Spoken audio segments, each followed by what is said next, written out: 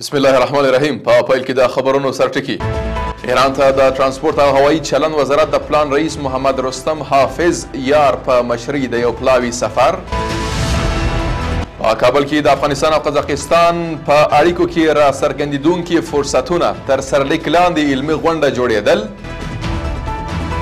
او انقرې ته د حماس د چارواکو سفر. د لوی او مهربان خدای په ثنا او ستاینې سره درنو لیدونکو سلام. د نن ورځ خبرونو ته ښه راغلاست. نن یکشنبه د 1404 کال د وریه حمل میاشتې 11 نیټه ده. زه صادق فروتن یم. د هم بشپړ خبرونه.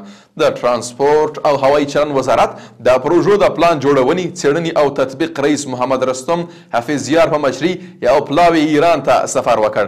دغه وزارت د دې سفر موخه د ترانزیتي وسایطو لپاره د تیر پارکونو د ځایونو تثبیت او د ترانسپورتي زیربناو پراختیا ښودلې ده.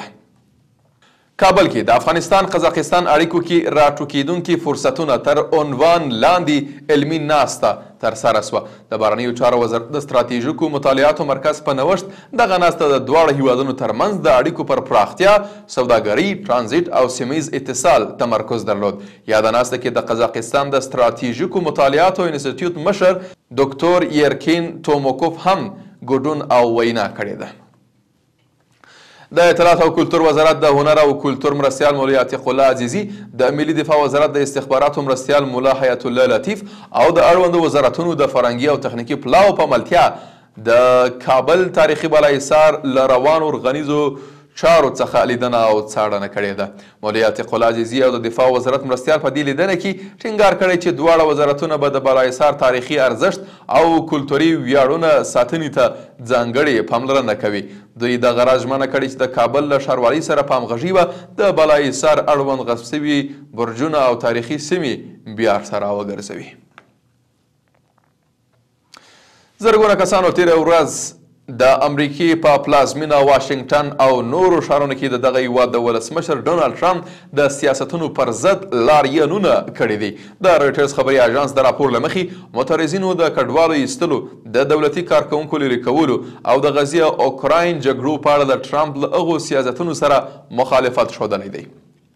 او په پای کې د ترکیې د بهرنیو چارو وزیر هاکان فیدان د حماس د رهبرۍ شورا له رئیس محمد درویش او د دې غورځنګ د سیاسي دفتر له یو شمېر نورو غړو سره په انقره کې کتنه کړې ده.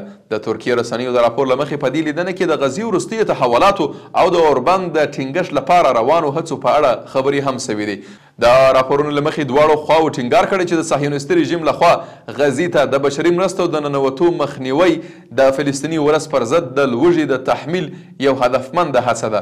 دغه راز په دې لیدنه کې د نړیوالې ټولنې د هڅو پر زیاتوالي ټینګار سوی څو غزې ته د عاجلو او دوامدارو بشري مرستو لاسرسی تضمین سي. مننه.